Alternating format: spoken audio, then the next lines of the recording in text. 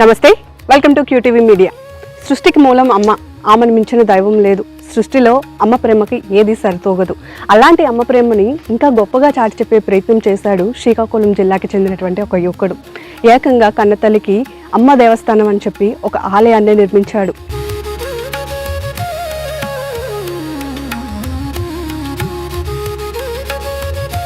ఆలయం అంటే సాదాసీదాగా ఇటుకలు 2 సిమెంట్ కట్టలతో నిర్మించినటువంటిది కాదు. కొన్ని కోట్లు ఖర్చు పెట్టి యాగశిలతో నిర్మించారు. అంతేకాదు, రామాయణంలో ఎప్పుడో మనం అలనాటి శ్రావణ్ కథ వినే ఉంటాము. కన్న తల్లిదండ్రుల్ని కావిడి మీద మోసింది. అయితే ఈ శ్రవణుడు ఈ లోకంలో లేనటువంటి తన తల్లి ప్రేమ మీద ప్రేమతో తల్లి ప్రేమను లోకానికి గొప్పగా చాటి చెప్పడం కోసం ఈ అమ్మ దేవస్థానాన్ని ఏర్పాటు చేశారు. ప్రస్తుతం నేను శ్రీకాకుళం జిల్లా ఆమ్దరవలస మండలం చీమలవలస అనేటటువంటి మారుమూల గ్రామంలో ఉన్నాను. ఈ గ్రామంలోనే అమ్మ దేవస్థానం నిర్మితమవుతుంది.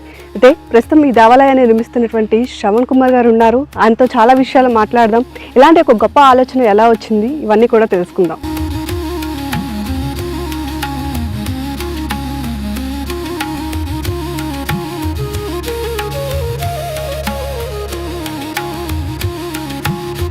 ప్రస్తుతం మనం చీమలవలసలో ఉన్నాము. సంపల శ్రవణ్ కుమార్ మనతో పాటు ఉన్నారు. ఆయనతో కూడా ఒకసారి మాట్లాడదాం. అసలు ఎందుకు తన కన్న తల్లికి ఇంత ఖర్చు పెట్టి గుడి కట్టాలి అనుకుంటున్నాడు అని చెప్పి. సార్ నమస్తే. సార్, ఈ రోజుల్లో చూసుకుంటే కన్న తల్లిదండ్రులు బ్రతుకుండగానే అనాథాశ్రమాల్లో చేసే వాళ్ళని చూస్తున్నాము, లేదా అసలు పట్టించుకునే వాళ్ళని చూస్తున్నాము. ఇప్పుడు మీరు మీ ముందు లేనటువంటి మీ కన్న తల్లి కోసం ఇంత పెద్దగా ఇంత కోట్లు ఖర్చు పెట్టి ఒక గుడిని నిర్మిస్తున్నారు. అసలు ఈ ఆలోచన ఎలా వచ్చింది? అమ్మగారు 2008లో చనిపోయారమ్మా. 2008లో చనిపోయిన తర్వాత అమ్మ కోసం ఏదైనా చేయాలనిపించి కొన్ని సేవా కార్యక్రమాలు అట్లా చేసాము. ఒక 10 సంవత్సరాల తర్వాత ఒక చిన్న టెంపుల్ కడదామని చెప్పి అనుకున్నాము. ఆ టెంపుల్ అయిపోయి అంటే టెంపుల్ ఇంక నార్మల్గా చిన్న స్థాయిలో కడదాం అనుకున్నాము. దాని తర్వాత ఇది మా అమ్మ కోసమే కాకుండా ఈ సృష్టిలో ఉన్న ప్రతి అమ్మ స్థానానికి అంకితం అయ్యేటట్టు ఈ యొక్క ఆలయ నిర్మాణాన్ని కట్టాలని చెప్పి మొత్తం కృష్ణశిలతో కడుతున్నాము. దీన్ని స్పెషాలిటీ ఏంటంటే మనం నార్మల్గా సున్నము అట్లా అంటే మామూలుగా సిమెంట్ కాకుండా సున్నము, కరక్కాయి, తుమ్మబంక, కొబ్బరి పీచు అట్లా వేసి మొత్తం ఈ స్టోన్ ఎన్ని వేల సంవత్సరాలు ఉంటుందో వాడే జాయింటింగ్ వాడే మిశ్రమం కూడా అన్ని వేల సంవత్సరాలు ఉండేటట్టు కడుతున్నాము. సార్, యాక్చువల్లీ మనం అంటే కన్న తల్లి అనగానే ఒక బాండింగ్, ఒక రిలేషన్ డెఫినెట్లీ ఉంటుంది. ఆ అనుబంధం మన ముందు ఎవరున్నా ఎంత మందితో షేర్ చేసుకున్నా మళ్ళీ రాదు. సో మీ అమ్మగారికి మీరు ఇంత ఖర్చు పెట్టి గుడి కట్టిస్తున్నారంటే డెఫినెట్లీ అంతా మీకు ఒక మంచి అనుబంధం ఉంటుంది. సో ఆ కొన్ని గుర్తులు మాతో షేర్ చేసుకుంటారు. అసలు చిన్నప్పటి నుంచి మీ మధ్య బాండింగ్ ఎలా ఉంది? అంటే బాండింగ్ అంటే ప్రతి తల్లికి బిడ్డకి ఉండే బాండింగ్ ఏమో. కాకపోతే నాకు 21 ఇయర్ ఆ ఏజ్ లో ఆవిడ చనిపోవడం వల్ల కొంచెం 21 ఇయర్స్ ఏజ్ లో చనిపోవడం కొంచెం ఎఫెక్టివ్ గా, అంటే ఆ ఏజ్ లో మనకు తెలుస్తుంది తల్లిదండ్రుల వాల్యూ గురించి అప్పుడు తెలుసుకునే ఏజ్ వల్ల అప్పుడు మిస్ అయ్యని భావంతో ఇంకా అలాగలాగా ఈ టెంపుల్ నిర్మాణం స్టార్ట్ చేసాము. అంటే మీ అమ్మగారు మీకు ఏ ఏజ్ లో దూరం అయ్యారు? అరౌండ్ అంటే 21 ఇయర్స్ ఆ టైంలో. సో అంటే 2021 అంటే మీకు బాగా తెలిసి ఉండొచ్చు. మదర్ మీతో అప్పట్లో ఏం చెప్పేవారు? అంటే సమాజం పట్ల కానివ్వండి, లేదా ఎలా ఉండాలి అలాంటివన్నీ నేర్పించేవారు? డిఫరెంట్ గా చిన్న చిన్న కథలు అవన్నీ చెప్పేవారు. శ్రవణ్ కథ చిన్నప్పుడు ఎక్కువ శ్రవణ్ కథ చెప్పారు. మళ్ళీ నేను ఆ స్థానంలోకి వచ్చాను అనుకోకుండా, యాదృచ్ఛికంగా. ఆ భగవంతుడు నాకు మా అమ్మగారి ద్వారా చరిత్రలో చిరస్థాయిగా నిలిచిపోయే ఆలయాన్ని నిర్మాణం చేయమని నన్ను ఎంచుకున్నాడేమో అనిపించింది. నార్మల్ గా రాతితో కట్టాలంటే చాలా కష్టమైన పని, కానీ అది ఇంకా నాకు ఆ బాధ్యత ఎన్ని జన్మల పుణ్యం అని నేను భావించి ఇష్టంతో చేస్తున్నాను కాబట్టి ఇంకా అలాగా. సాధారణంగా గుడి నిర్మించాము అంటే ఏదో ఒక 2 రాళ్లతోనో లేదా ఒక 3 సిమెంట్ కట్టెలతోనో కట్టేసి పెట్టేసినట్టు కాకుండా మీరు ఏకశిలను ఎంచుకున్నారు. ఏకశిల కాకుండా దీని మీద చెక్కుతున్నటువంటి శిల్పకళ ఏదైతే ఉందో అది కూడా చాలా అరుదు, చాలా కష్టం దాన్ని చెక్కించడం కూడా. అసలు గుడి నిర్మాణం ఏ ఇయర్ లో స్టార్ట్ చేశారు? అసలు 2019లో శంకుస్థాపన చేసామండి. అంటే ఇది కొద్దిగా సాయిల్ దీని వల్ల ఒక 20 feet కింద నుంచి స్టార్ట్ చేసాము. 2020-21లో వచ్చేసి ఇది పైన స్ట్రక్చర్ స్టార్ట్ అయింది. సో ఇప్పటికి ఒక 4-5 years అయింది. ఇంకొక 5 years పడేటట్టు ఉంది. అంటే మేము టెంపుల్ ఒకటే నిర్మాణం కాకుండా మన భారతదేశంలో విభిన్న సంస్కృతి సాంప్రదాయాల్లో ఎట్లయితే అక్కడ నిర్మాణ శైలి ఉంటుందో ఆ శిల్పకళను తెచ్చి ఈ టెంపుల్ పైన మనం ప్రతి ఒక్క శిల్పాలను ప్రతి ఒక్క నిర్మాణంలోనూ ఉంచడం జరుగుతుందండి. సో అసలు ఇది అంటే మీరు దేన్నైనా మోడల్ గా తీసుకున్నారా? ఎక్కడైనా ఇది చూసి ఇలా కట్టాలి అని చెప్పి అనుకున్నారా? అలా ఏం లేదు, నార్మల్ గా అన్ని టెంపుల్స్ తిరిగాము. మ్యాక్సిమం టెంపుల్ అనుకున్న తర్వాత ప్రాచీన టెంపుల్స్ ఎక్కడెక్కడ ఉన్నాయో మన భారతదేశంలో ఉన్నవన్నీ తిరిగాము. అందులో మేము కొన్ని తీసేసుకొని కొన్ని సెల్ఫ్ డిజైన్ చేసి చేస్తున్నాము. సో అంటే యాదగిరిగుట్ట దగ్గర ఎలాంటిది అయితే నిర్మాణం చేశారో అంటే యాక్చువల్ గా అయితే ఫస్ట్ మేము నార్మల్ గా సిమెంట్ తో కడదాం అనుకున్నాం, ఇటుకలు సిమెంట్ తో కడదాం అనుకున్నాం. అసలు స్టోన్ అనే కాన్సెప్ట్ యాదగిరిగుట్ట నిర్మాణం చూసిన తర్వాత స్టోన్ తో చేస్తే బాగుంటది, చరిత్రలో చిరస్థాయిగా అంటే అమ్మ స్థానం ఎంత గొప్పదో కట్టే నిర్మాణం కూడా అంత గొప్పది కాకపోయినా కూడా దానికి తగ్గట్టు ఉండాలని చెప్పి ఈ నిర్మాణాన్ని శిలా నిర్మాణాన్ని ఎంచుకోవడం జరిగింది అన్నమాట. సో ఇక్కడ వర్కర్స్ ఎక్కడి నుంచి తీసుకొచ్చారు? చుట్టుపక్కల ఎక్కడ కూడా మీకు ఇలాంటి వాళ్ళు దొరకరు. అంటే యాక్చువల్ గా ఈ స్టోన్ వర్క్ ఇది చెక్కడం ఏమో తమిళనాడు వాళ్ళు చెక్తారు, దీని పైన వచ్చే ఆర్ట్ వర్క్ ఏదైతే ఉందో అది ఒరిస్సా నుంచి చేస్తున్నారు. ప్రెజెంట్ పైన చూసుకోవచ్చు ఆ వర్క్ జరుగుతుంది. ఈ శిల్పకళను ఏంటంటే మేము డిజైన్ కొంచెం అరుదుగా ఎక్కడెక్కడ అంటే ఈ చాలా అరుదుగా దొరికే డిజైన్ సెలెక్ట్ చేసుకొని మొత్తం ప్రతి ఇంచు కూడా ఒక్కొక్క డిజైన్ రావాలి, ఎక్కడ కూడా ఖాళీ ఉండకూడదు అని చెప్పడం జరిగింది. ఇంకా పైన అవుతుంది, అక్కడి నుంచి అలా చేసుకుంటూ కిందకి వస్తారు. అట్లా ఇప్పుడున్న సమాజంలో అసలు కుటుంబ విలువలే లేవు, ఇంకా తల్లిదండ్రుల పరిస్థితి అయితే అసలు దైన్యం అని చెప్పుకోవచ్చు. పిల్లలు వాళ్ళ ఇష్టానికి ఉన్నారు, అసలు పట్టించుకోరు. మరి ఇలాంటి సమాజంలో ఇప్పుడు ఉండేటటువంటి తరం యువతకి ఏం చెప్తారు? సింపుల్ అండి, మన తల్లిదండ్రులు చూసుకుంటే మన పిల్లలు చూసుకుంటారు. ఒకటి మనం నేర్పాలి. పిల్లలు ఎక్కడి నుంచి నేర్చుకుంటారు? తల్లిదండ్రుల నుంచి, సొసైటీ నుంచి నేర్చుకుంటారు. మనం ఒక 50-60% తల్లిదండ్రులు చూసే నేర్చుకుంటారు, మిగతా ఒక 40% సొసైటీ ఫ్రెండ్స్ నుంచి నేర్చుకుంటారు. సో మనం మన పిల్లలకి నేర్పాలి ఫస్ట్. అంటే నేను నా తల్లిదండ్రులు చూసుకుంటే నా పిల్లలు నన్ను చూసి నేర్చుకుంటాడు, అదే అండి మెసేజ్. ఇంకంతే. మన సింపుల్ ఏంటంటే మన తల్లిదండ్రులు మనం చేస్తే వాళ్ళు చూసి నేను నా పెద్ద అయినాక నేను కూడా నా తల్లిదండ్రులు చేసుకోవాలని భావన వాళ్ళలో చిన్నప్పటి నుంచే మనం కల్పించాలి. నిజంగా భావన ఉంటే ఈ రోజు మనం ఎన్ని అనాథాశ్రమాలు, వృద్ధాశ్రమాలు కానివ్వండి, లేకపోతే ఇలా తల్లిదండ్రులు రోడ్డుని కూడా ఆడదాలి ఊళ్ళో అనుకోవచ్చు. అదే మిస్టేక్ అమ్మ. అంటే అంటే ఇప్పుడు నేను సపోజ్ ఎవరైనా మ్యారేజ్ అయిన తర్వాత వాళ్ళు దూరంగా జాబ్ పర్పస్ అట్లా వెళ్ళిపోతున్నారు, పేరెంట్స్ అంతా ఊర్లో ఉంటున్నారు, వాళ్ళు కోఆర్డినేట్ చేసుకోవడం అట్లా కష్టం అవుతుంది. సో దానివల్ల ఇబ్బంది అయ్యి సర్లే మళ్ళీ మా అమ్మ నాన్నకి ఏం బాధ కలగకూడదని తీసుకెళ్లి అనాథాశ్రమంలో చేర్పిస్తున్నారు. అంటే మనం ఎంత అనాథాశ్రమం చేర్పించినా, అమెరికాలో ఉన్న చేర్పించినా, వృద్ధాశ్రమంలో చేర్పించినా కూడా అక్కడ మనం ఉన్నది వేరే ఉంటది, ఎవరో హోటల్కి వెళ్ళి తిన్నది వేరే ఉంటది, ప్రేమతో మనం అమ్మ నాన్నకి తినిపించింది వేరే ఉంటది. అట్లా చిన్నప్పుడు వాళ్ళు మనకి ఎవ్రీ సెకండ్ మన కోసం స్పెండ్ చేస్తేనే కదా పెద్ద అయ్యాం. అసలు అయితే మన కోసం వాళ్ళు చేసిన దాంట్లో మనం తిరిగి ఒక 10% కూడా ఇవ్వలేకపోతున్నాం. అది బాధ అనిపిస్తుంది. కానీ చూడాలి. ప్రేమ కోసం తాజ్ మహల్ నిర్మించారు. సో దానికోసం విన్నాము, ఇక్కడ ప్రపంచంలో ఒక వింతల్లో ఒక వింత అని కూడా చెప్పుకోవచ్చు. మరి అలాంటిది మీరు ఇప్పుడు అసలు సొసైటీకి ఏం మెసేజ్ ఇవ్వడం కోసం కన్నతల్లికి గుడిని నిర్మించారు? అంటే ప్రియురాలు ప్రేమ కంటే కూడా అమ్మ ప్రేమ అమూల్యమైనది, విలువైనది. ప్రియురాలు ప్రేమ కంటే అమ్మ ప్రేమ, ఎందుకంటే అమ్మ ప్రతి నిమిషం కూడా తన బిడ్డ కోసం ఆలోచిస్తుంది. ఈ సృష్టిలో ఏ బంధంలో లేని ఆ మాధుర్యం అమ్మ ప్రేమలో ఉంటదండి. సో అమ్మ ప్రేమ అనంతం, ఇంకా అది మా ప్రియురాలు ప్రేమతో పోల్చుకోలేము. అసలు దానికి దీనికి కొన్ని వేల రెట్లు అయితే డిఫరెన్సియేషన్ ఉంటది. ఎలాంటి స్వార్థం లేకుండా అసలు లైఫ్ టైం మనకి జీవితాంతం ఆమె ఒక మనిషి మన గురించి తన జీవితం మొత్తం అంకితం చేసింది ఈ సృష్టి మొత్తం మీద ఎవరైనా ఉన్నారంటే ఒక అమ్మ మాత్రమే. గుడిని చూస్తే చాలా కోట్లు ఖర్చు పెట్టారని తెలుస్తుంది, బయట కూడా అదే చెప్పుకుంటున్నారు. అసలు సుమారు ఎన్ని కోట్లు ఖర్చు పెట్టుంటారు? అంటే వాస్తవానికి అయితే అయ్యి ఉంటదేమో కానీ అంటే ఏ రోజు లెక్క పెట్టుకుని ఖర్చు పెట్టలేదమ్మా. ఇది కావాలంటే వాళ్ళు తెచ్చేవాడమే తప్పించి కానీ ఏ రోజు అంటే ఇంత అయింది అమౌంట్ అని లెక్క పెట్టట్లేదు.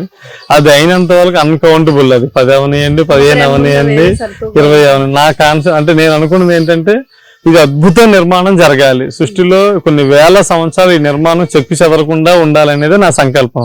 అందుకే దీనిలో యూజ్ చేసే మెటీరియల్ కూడా మెటీరియల్ కూడా జాయింటింగ్ నార్మల్ గా మనం సున్నం నార్మల్ గా అయితే ఇప్పుడు స్టోన్ తో కట్టిన టెంపుల్ కూడా సున్నం సిమెంట్ వాడతారు. మనం సిమెంట్ కాకుండా గండు సున్నము, కరక్కాయి, బెల్లము, తుమ్మబంక, కొబ్బరి పీచి ఇవన్నీ మనం దాన్ని ఒక మిశ్రమంలా చేసి ఒక 15 days దాన్ని స్టోర్ చేసి దాన్ని తీసుకొచ్చి మళ్ళీ వాడడం జరుగుతుంది. దానివల్ల అదే ప్రాసెస్. దానివల్ల ఏమైతుందంటే ఈ స్టోన్ ఒక 10,000 సంవత్సరాల లైఫ్ ఉంటే ఈ జాయింటింగ్ కూడా 10,000 years ఉంటుందండి. దానివల్ల మనం అంటే ఆ ఖర్చు పెట్టినా కూడా ఒక 10,000 సంవత్సరాలు టెంపుల్ ఉంటే ఇంకా అది ఆనందం కదా. చాలా మందికి ఒక డౌట్ కూడా ఉంటుంది, అంటే కన్న తల్లి ప్రేమను మీరు చాటి చెప్పడం కోసం ఇలా చేయడం మంచి పనే, కానీ పేదవారికి ఇచ్చుంటే ఇంకా సహాయపడేది అన్న వాళ్ళు కూడా ఉంటారు. సో అట్లా కూడా ఏమైనా పనులు చేస్తున్నారా? అంటే యాక్చువల్గా ఫస్ట్ అయితే ఒక 10 years వరకు అవే చేసామండి. ఇప్పుడు టెంపుల్ కడుతూ కూడా సుమారు ఒక 100 villages వరకు మేము కొన్ని చారిటీ కార్యక్రమాలు చేస్తున్నాము. అయితే ఏంటంటే పరంపర కొనసాగాలి. ఇప్పుడు మనకి దేవాలయాలు ఉన్నాయి, పురాతన దేవాలయాలు, వాళ్ళు ఎప్పుడూ 100,000 సంవత్సరాల క్రితం కట్టినవి. ఈరోజు తిరుపతి కానీ లేకపోతే పెద్ద పెద్ద టెంపుల్ ఏవైనా కూడా మనం కొన్ని 100,000 సంవత్సరాల నుంచి కూడా పరంపరగా వచ్చింది. సో ఈ రోజు నేను కార్యక్రమం చేసి ఇక్కడతో ఆగిపోతుంది. ఈ అమ్మ దేవాలయం అనేది కొన్ని వేల సంవత్సరాలు సమాజం పట్ల తన అంటే సమాజానికి తన బాధ్యతను తెలిపి ఈ అమ్మ దేవాలయం ద్వారా సేవలు చేయాలనేది సంకల్పం అమ్మ మేము. సార్ మేము చూస్తే శ్రీకాకుళం జిల్లాలో ఏదో ఒక మారుమూల గ్రామం చెప్పుకోవచ్చు.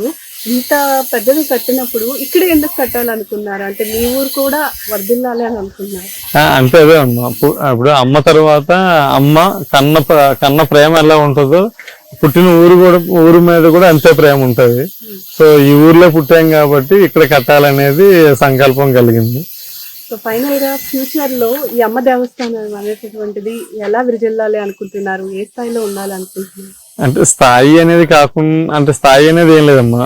ఈ అమ్మ దేవాలయం వల్ల ఈ మన జిల్లా కానీ రాష్ట్రం కానీ దేశం నలుమూల ప్రపంచం నలుమూల ఈ అమ్మ దేవాలయం సేవలు ప్రపంచం నలుమూల వెళ్ళి ఎవరికైతే అమ్మ దేవాలయం సేవలు అవసరమో వాళ్ళ వరకు మేము రీచ్ కాగలగాలి. అంటే ఇప్పుడు నా జనరేషన్లోనే నెక్స్ట్ జనరేషన్ అని కాకుండా ఈ అమ్మ దేవాలయం ద్వారా మాక్సిమం మేము ఎంత చేయగలుగుతామో అంత ఒక ఫౌండేషన్, ఒక సేవా కార్యక్రమానికి ఒక పిల్లర్ గా ఒక ఫౌండేషన్ ఉంటుందని అంటారు.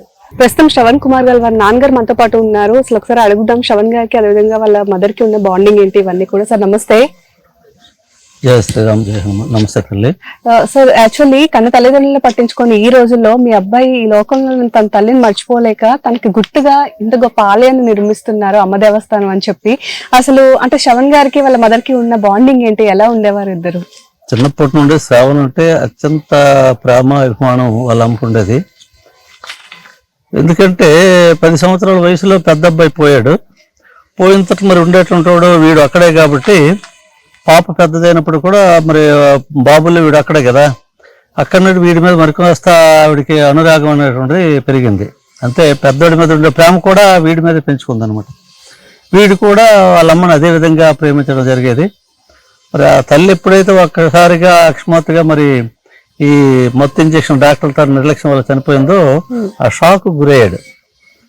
షాక్ గురయ్యే వాడు బాధపడుతుండే టైంలో ఎందుకు నాన్న నువ్వు బాధపడతావు, మరి అమ్మ తన పాలరాతి విగ్రహాన్ని మనం అమ్మ నిలువెత్తు విగ్రహం పెడితే బాగుంటది కదా అని చెప్పేసి అడిగాను నేను. అంటే నాన్న కరెక్టే నాన్న, అలాగే చేద్దాం అన్నాడు. అన్నాక స్థలం కావాలి కదా, స్థలం కోసం ఏంటంటే రోడ్డు ప్రక్కన ఎక్కడైనా ఆలయంకి బాగుంటది కదా అనేసి ప్రయత్నం చేసాం. 8 సంవత్సరాలు ఎక్కడా ప్లేస్ దొరకలేదు.